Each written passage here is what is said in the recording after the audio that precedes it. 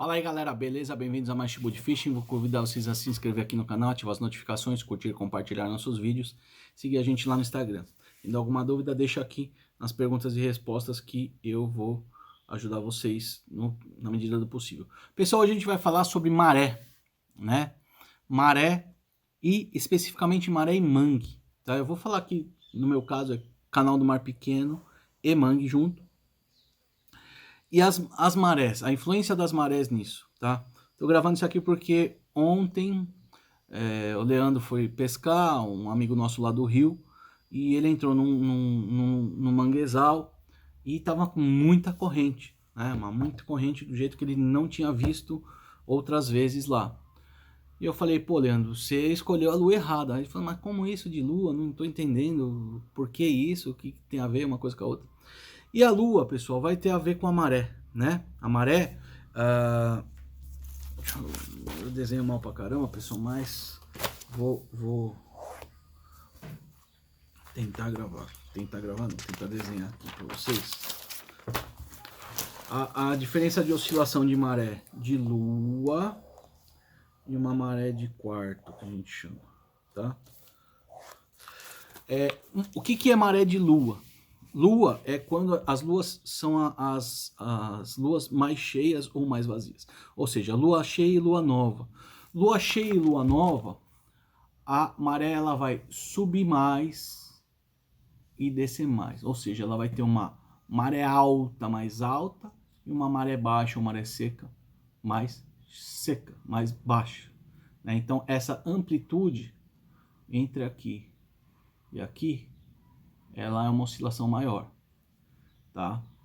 E nas marés de quarto, que seriam quarto crescente ou quarto minguante, ó, essa variação é menor, tá? Então essa amplitude aqui, ó, é menor. Então se a gente olhar as duas, ó, dá pra ver nitidamente, ó, maré de lua, maré de quarto, tá? Isso aqui é uma representação bem simplificada do que é maré para vocês, né? Para entender um pouquinho, eu acho que graficamente é mais fácil de entender. Então, quando a gente tem uma oscilação grande e o mangue é um sistema como se fosse um sistema que pode encher ou secar, né? Você tem água, né? Como é que eu poderia exemplificar para vocês de uma forma prática? Bom, enfim, como se fosse uma bacia, né? Exatamente, pessoal. Imagina uma bacia com um cano. E através desse cano você vai colocar água. Se você fizer a elevação desse nível muito rápido, vai criar uma corrente. Então, essa maré, ela vai entrar no mangue com força, enchendo, aí vai parar e vai descer rapidamente. Então vai criar uma corrente de subida e uma corrente de descida. Ah, na maré de quarto isso não ocorre? Ocorre, mas de uma forma bem mais lenta. E não tão alta e não tão baixa, né? Então, pum, pum. Então, imagina que se em um ciclo de 4 horas você tem 1,5 m, às vezes, de amplitude, em lugares do Brasil até muito mais do que isso. Você tem 1,5 m, vamos dizer aqui no caso. 1,5 m de amplitude, então é 1,5 m de água que vai entrar no mangue. Depois é 1,5 m de água que vai sair do mangue. Então isso vai ter uma pressão de água mais forte. Ou dentro do canal, como é o nosso caso aqui também, no canal do Mar Pequeno.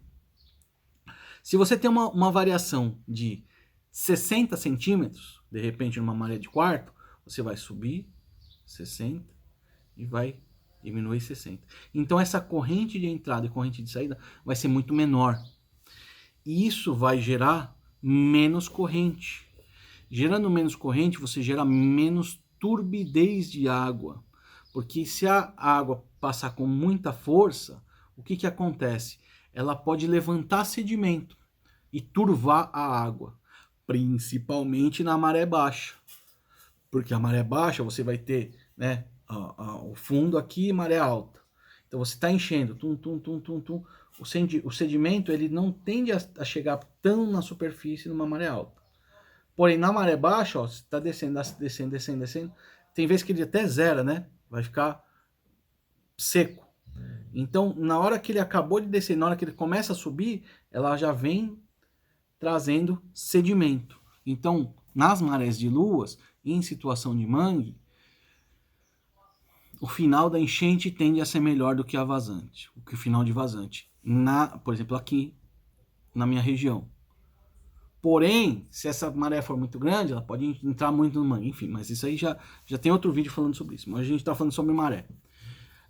Então, quem vai para lugares que têm influência de maré e que são lugares como braço de rio, como braço de mar, como manguezal, tem que entender essa questão da maré, tá? Quanto mais próximo de um dia de lua, muito provavelmente você vai ter mais correnteza, um intervalo menor de pesca e uma água, em teoria, mais turva.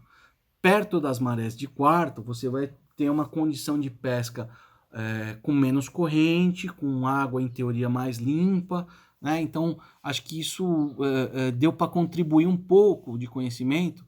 Se vocês tiverem dúvidas, entre em contato aí no Perguntas e Respostas, a gente tenta gravar mais alguma outra coisa, ou atender vocês através do direct message do Insta, porque é difícil pegar tudo sobre essa questão de influência de maré e tal, de uma hora para outra. E outra coisa, pessoal, que até ontem, conversando com o Leandro mesmo, ele falou que... Deixa eu mostrar para vocês. Aqui é um aplicativo, tá? Chama Simple Moon Phase. Pessoal, tá difícil que tá dando coisa aqui. Mas aqui a gente pode ver, ó. Full Moon, né? Lua cheia, First Quarter, Last Quarter, que é a maré de quarto, né? E aqui você vê nitidamente, ó, a Lua, né? Ficando mais cheia ou menos cheia. Então, não existe essa de o dia da lua cheia, esses dias são de lua cheia, esses dias são de quarto. Não, você tem o dia da lua cheia. Entre a lua cheia e o quarto vai ser exatamente entre a lua cheia e a lua nova, ou ao contrário, entre a lua nova e a lua cheia, né? First quarter, last quarter. Quarto crescente, quarto minguante, né? Entre a cheia e a nova, você tem o quarto minguante.